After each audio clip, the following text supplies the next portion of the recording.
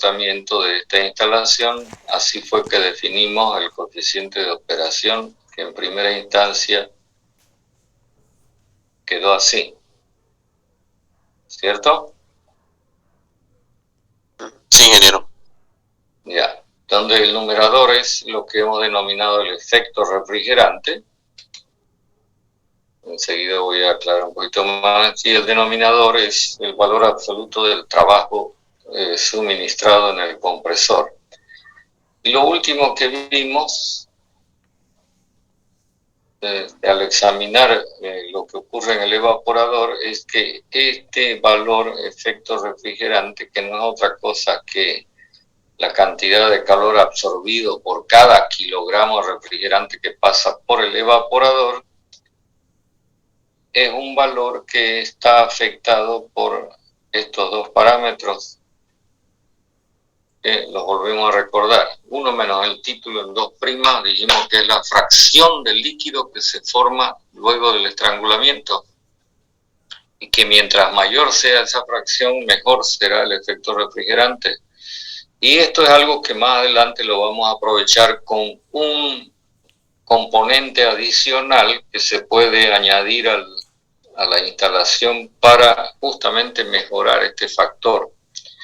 Y el otro factor que afecta el valor del efecto refrigerante es el lambda B, que sabemos que se trata de una propiedad que tiene cada sustancia, conocida con el nombre de calor latente de vaporización, que lógicamente depende de la temperatura de evaporación o de la presión de evaporación. Eso lo puede usted examinar muy bien si mira las tablas, por ejemplo, de propiedades del freón 12. Bueno, hasta ahí creo que llegamos, ¿verdad? Voy a anotar las unidades. Estos son kilocalorías por cada kilogramo que pasa por el evaporador. Y una de las observaciones que hicimos es que cuando en esta instalación, en la cual el flujo másico es uno solo y constante, pasa 1 kilogramo por el evaporador, también pasa 1 kilogramo por el compresor. De ahí es que las unidades del efecto refrigerante y del trabajo de compresión se simplifican completamente, y el coeficiente de operación resulta en un número adimensional. Bueno, quisiera saber sus comentarios hasta ahí, antes de que yo siga agregando cosas.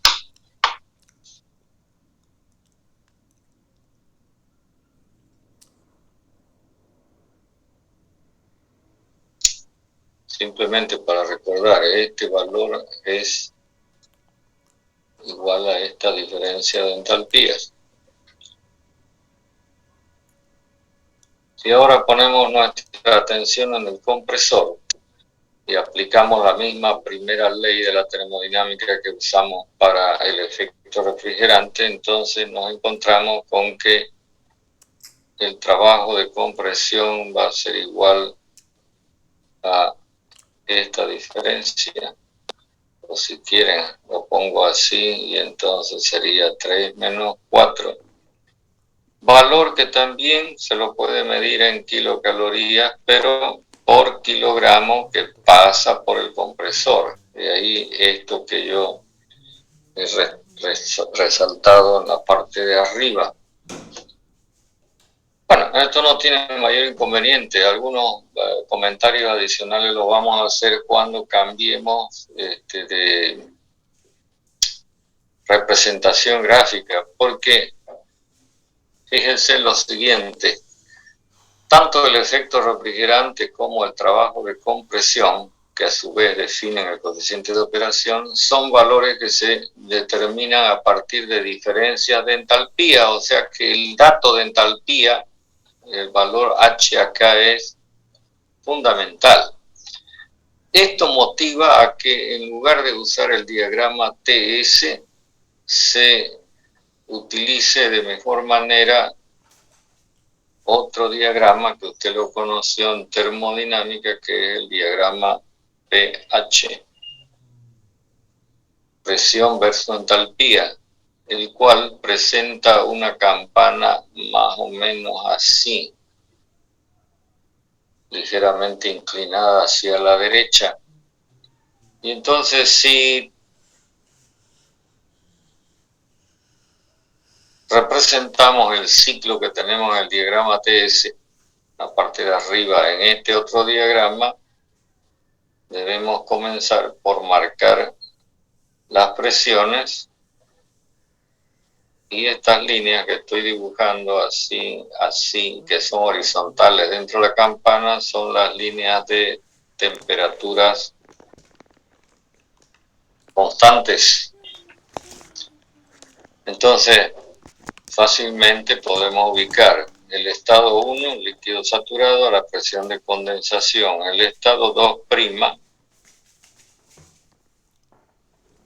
ya sabemos que se trata de un estrangulamiento y por lo tanto un proceso isoentálpico, o sea que acá la entalpía permanece constante.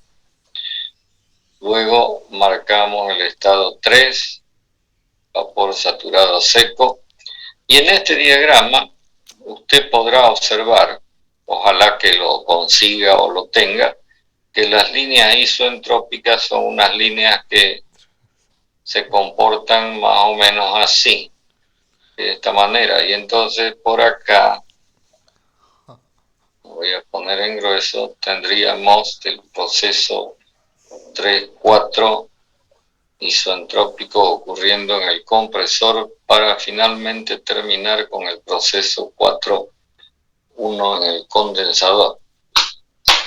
De esta manera estamos mostrando acá en el diagrama pH el ciclo estándar de refrigeración. Voy a limpiar esta parte del diagrama porque lo que quiero destacar es que este valor, que sería H2', este sería H3, y por acá tendríamos H4. Quiero que me digan qué representa este pedazo de abscisa. ¿El trabajo? Mire, pues, mire. Un poquito de atención. ¿Qué representa? Se lo estoy marcando acá, ¿no lo ven?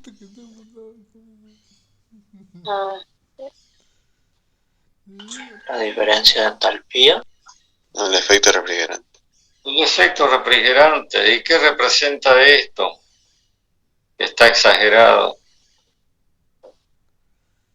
El trabajo en el compresor. Un trabajo de compresión. El trabajo del compresor. Entonces, en este diagrama está todo a la vista en términos gráficos. ¿Se da cuenta? Por eso es que este diagrama pH es más utilizado o de mejor aplicación en este campo de la refrigeración que el diagrama TS. No digo que no sirva el otro diagrama, pero por esto que estamos mencionando es que resulta más atractivo este diagrama. ¿Está claro? Ingeniero. Ya, voy a hacerme espacio acá para plantear lo que sí, que es de suma importancia en este sistema de refrigeración. Observe que acá en el dibujo de la izquierda yo noté flujo másico uno solo y constante.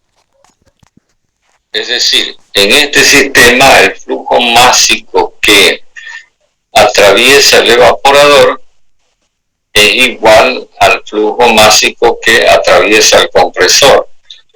Y es lo que estamos anotando como flujo másico constante y de valor único, por supuesto, ¿no? Que es uno solo el que cruza por todas las partes, todas y cada una de las partes del sistema de refrigeración.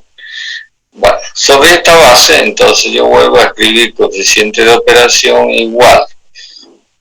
Multiplico al numerador por el flujo másico y multiplico al denominador por el flujo másico. La expresión se entiende que no cambia porque este es el mismo valor, ¿no? Sin embargo, acá surge algo que es bastante importante. Cuando yo multiplico el flujo másico, digamos M, pero esta vez lo voy a tomar como este valor, multiplicándolo por el efecto refrigerante, ¿en qué unidades voy a medir esta cantidad? Para que enseguida le pongamos un nombre. ¿En qué unidades se mide el flujo másico?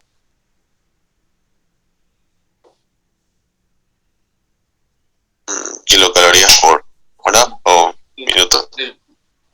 Kilogramos por minuto, el flujo másico. Y el efecto refrigerante, hemos dicho, kilocalorías por kilogramos que pasa por el evaporador. Y entonces esto sería kilogramos que pasa por el evaporador, por supuesto. ¿Lo ven? Cuando yo tengo una cantidad medida en kilocalorías por minuto, ¿de qué se trata? ¿De qué se trata? Si esa cantidad está dada por unidad de tiempo. ¿Cómo se llama en termodinámica, en física? Cualquier cantidad. ¿Ah? Diga. ¿Puede ser un flujo, ingeniero? Sí, señor. Exactamente, es un flujo de calor que en el caso particular de los sistemas de refrigeración lo vamos a conocer con la letra C, que la vamos a llamar capacidad de refrigeración. ¿Qué viene a ser la capacidad de refrigeración? La cantidad de calor que por unidad de tiempo el sistema absorbe a través del evaporador. Porque todo lo que estamos consignando en esta expresión corresponde al evaporador. ¿Se da cuenta? Este valor C es de fundamental importancia porque es lo que da origen al dimensionamiento de toda la instalación. Es decir, yo tengo que saber qué cantidad de calor por unidad de tiempo es la que quiero absorber del espacio refrigerado. ¿Se da cuenta? Por eso es que este tema de la capacidad de refrigeración nos va a ocupar algo de tiempo más adelante para que nosotros por lo menos conozcamos las nociones más elementales acerca de cómo se determina este valor de C en una determinada aplicación de la refrigeración. Es decir, en donde nosotros tengamos un espacio refrigerado, digamos este espacio refrigerado, y entonces sepamos cuando coloquemos acá el evaporador qué cantidad de calor por unidad de tiempo debe absorber retirándolo del espacio refrigerado. ¿Se entiende lo que estoy planteando?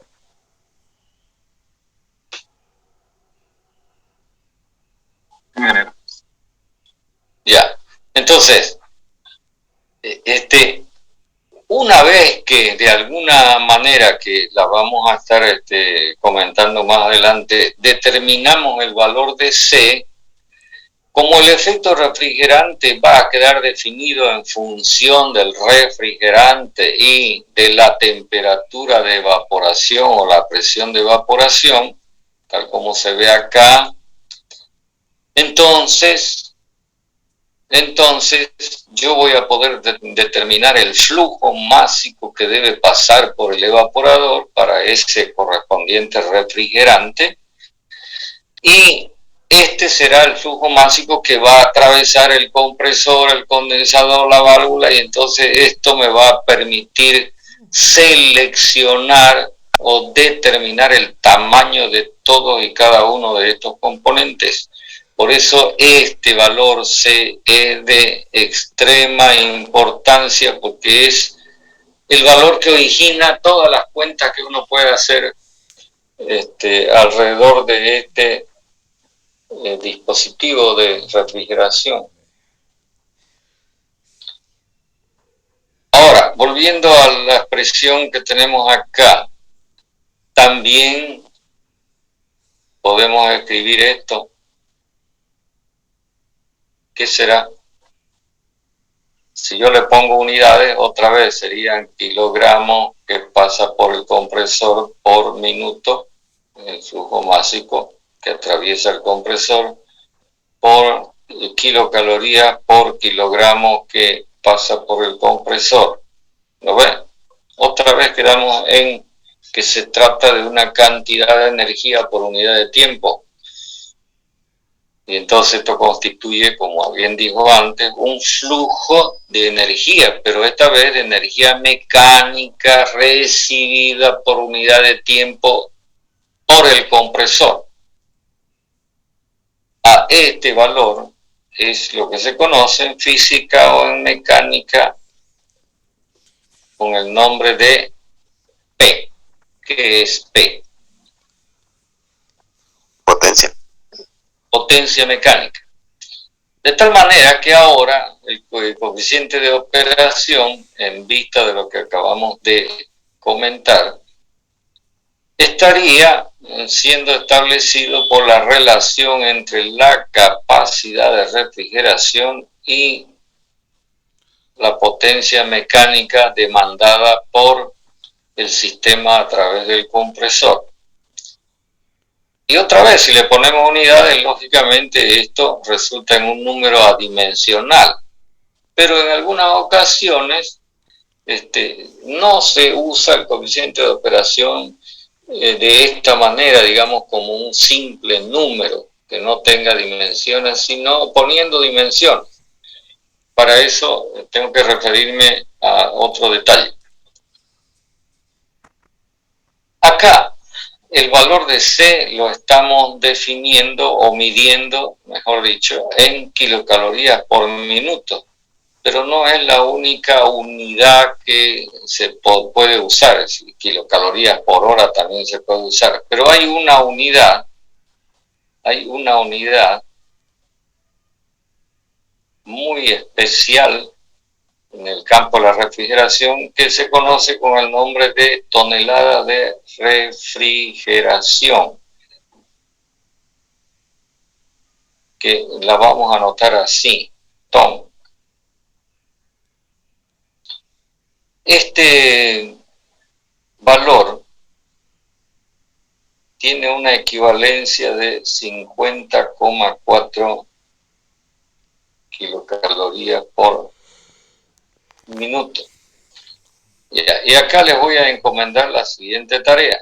Usted va a buscar la definición de lo que es una tonelada de refrigeración, esto que estamos simbolizando con ton, y a partir de la definición usted va a verificar de que efectivamente una tonelada de refrigeración equivale a esta cantidad en kilocalorías por minuto.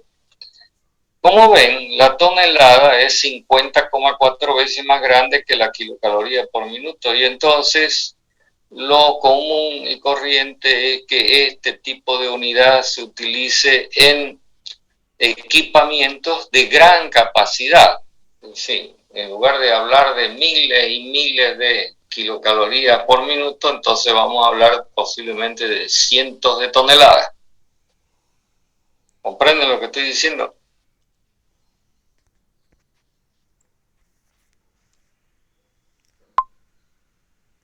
Sí, ingeniero. Ingeniero, disculpe, ¿puede volver a mencionar la investigación, por favor?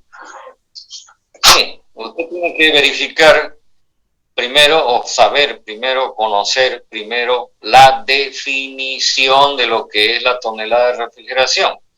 Como cualquier tipo de unidad, pues no tiene una definición. Entonces, a partir de la definición, usted va a comprobar, lo va a demostrar, de que una tonelada de refrigeración equivale a 50,4 kilocalorías por minuto. ¿Está claro? Sí, ingeniero, muchas gracias. Ya. No se olviden, y se lo vuelvo a recomendar hasta el cansancio, siendo un poco cargoso ya, que todas las cosas que van quedando pendientes para que usted las mire, lo haga. Es consejo de amigo. No vaya a ser que el día de mañana en el examen se encuentre con una pregunta como esta y no sepa, pues, ¿no? Va a ser para que se dé golpes de pecho. Bueno, si está claro esto, entonces fíjese, estoy poniendo que al valor de C también lo vamos a poder medir alternativamente en toneladas de refrigeración. Y de una manera similar, la potencia mecánica, si bien acá está contemplada en unidades de kilocalorías por minuto, también este valor lo vamos a poder establecer en kilovatios o en HP. ¿Saben lo que es el HP, no? Supongo. No pregunto por el kilovatio porque ya sería exagerar, pues, ¿no? ¿Por qué se plantea que una potencia que es mecánica se mida en unidades de, por ejemplo, kilovatios? ¿Cuál cree que es la razón? ¿Qué es lo más común? Pregunta de examen. ¿Cuál fue la pregunta? Disculpe, ingeniero. Pucha, parece que no me están atendiendo. Están con la mente en otro lado.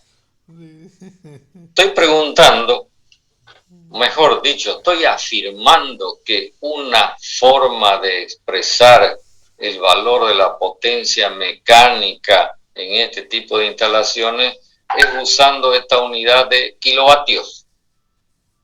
¿Cuál cree que es la razón de esto? Pregunto.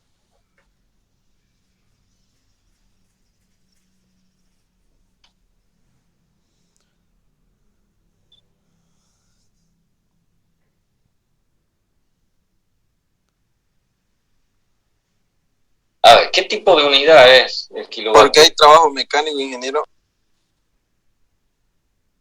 No, pues, si es trabajo mecánico, lo ideal sería que expresemos unidades de trabajo mecánico, ¿no es verdad? ¿Cuál es la unidad de trabajo mecánico que ha usado usted en termodinámica? Lo voy a anotar por acá.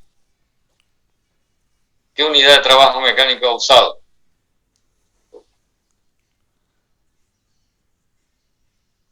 Esa, ¿verdad?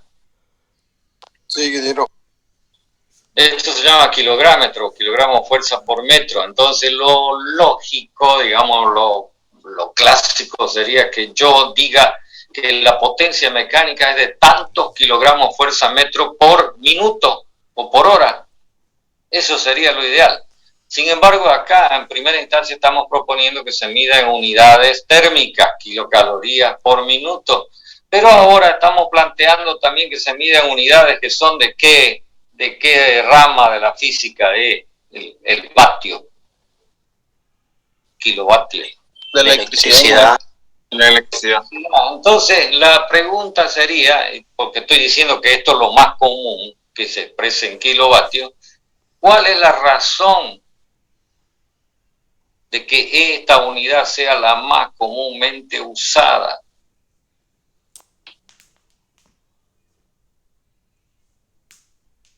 La respuesta es muy simple, la voy a decir. Resulta que para que el compresor se mueva, este aparato que estoy marcando, fíjense el dibujo de la izquierda, hace falta un motor. ¿Sí? ¿Sí o no? Por ejemplo, una heladera. ¿El compresor tiene motor? Sí, Ya, quiero que me diga qué tipo de motor tiene. motor eléctrico. Motor eléctrico, por eso es que hay que enchufar la heladera, ¿verdad? Si no, no funciona. Entonces, esa es la razón que la mayoría de las instalaciones de este tipo tienen para el accionamiento del compresor un motor eléctrico. eléctrico. Pero fíjese que acá también estoy poniendo HP y esta es una unidad mecánica, ¿no? ¿Cuál es la traducción de HP? Porque esto está caballo de fuerza y es una unidad mecánica, ¿verdad? Esta sí es una unidad mecánica. Le pregunto, a ver si usted sabe o conoce algo. Los vehículos pueden tener equipos de aire acondicionado, ¿verdad? Cuando, Sí. cuando usted lo compra, si quiere lo compra con aire acondicionado, de repente le ofrecen una opción sin aire acondicionado. Bueno, la pregunta es la siguiente. ¿Qué tipo de motor es el que acciona el sistema de refrigeración del acondicionador de aire que tiene el vehículo? ¿Es eléctrico o no? No, no, Mecánico. Mecánico. ¿Cuál es el motor?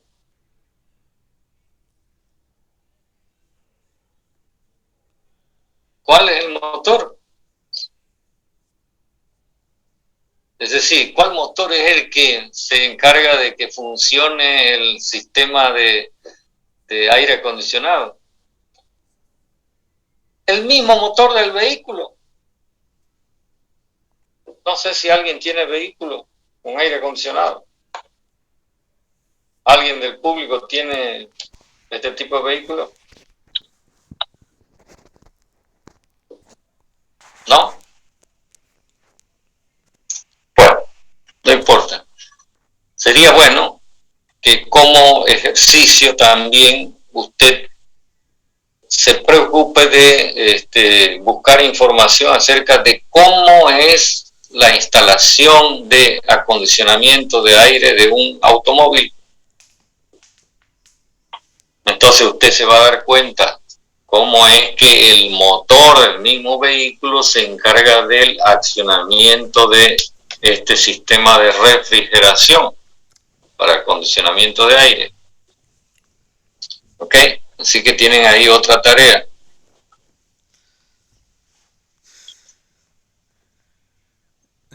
Bueno, preguntas. No, no hay ninguna. Hemos dicho varias cosas y ¿Qué es el trabajo mecánico mío? estoy tratando de hacer la explicación de la manera más simple ¿Qué es un motor? y más práctica posible. ¿Qué es un motor? Bueno, en vista de estas unidades que son de uso, digamos, más común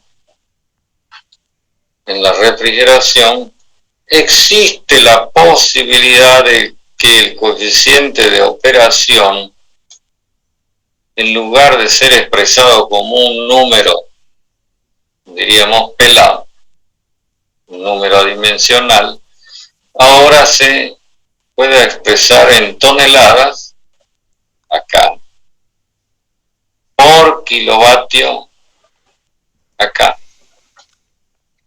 Esto sería algo común. E incluso puede ser de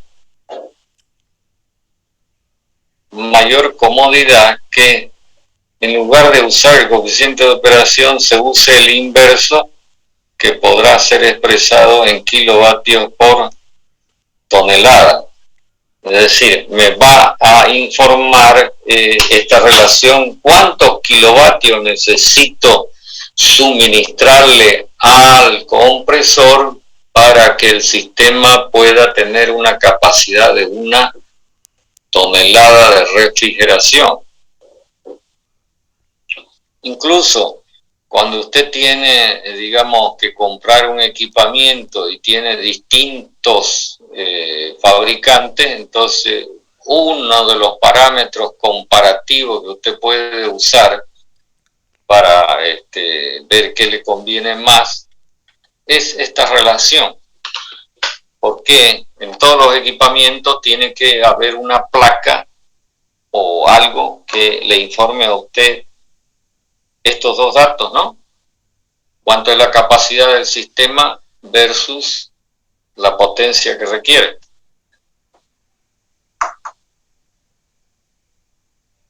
preguntas sobre todo lo que hemos comentado. Porque creo que lo vamos a dejar acá antes de cambiar un poco de charla. Así que sería bueno que repasemos todo lo que hemos visto. Quisiera preguntarle si ya tuvieron alguna ayudantía o recién van a tener este fin de semana. Creo que hoy es la primera, ingeniero. Quedaron para el sábado, pero hoy día vamos a pasar para recuperar la que perdimos. Ya.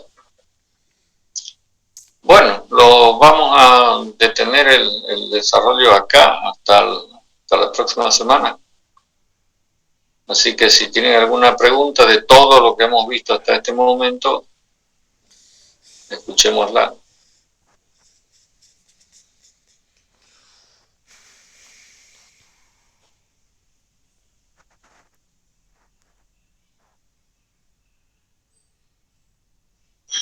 Tengo entendido de que ya tienen una copia del Stoker, el libro que se les ha recomendado. Sí, ingeniero. Está igual de todas formas en la fotocopiadora Servimaster. Ya, entonces ustedes pueden ir leyendo, acompañando todo lo que vayamos mirando, usando este texto.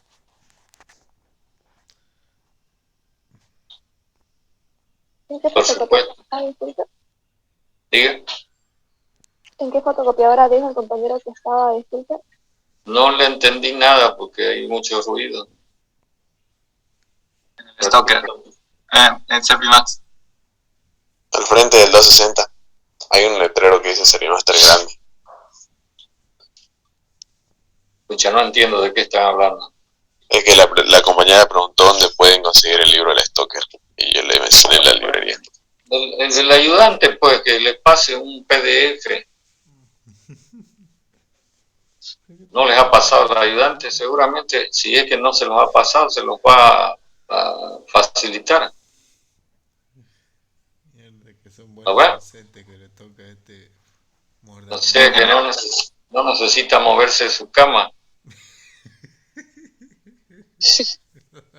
Lo que hace falta es que le dé uso, pues, ¿no? Una vez que lo tenga, que lo lea. Porque de nada sirve que lo tenga debajo del brazo, no se traspasa por ósmosis, ¿no? Bueno, dejémoslo acá.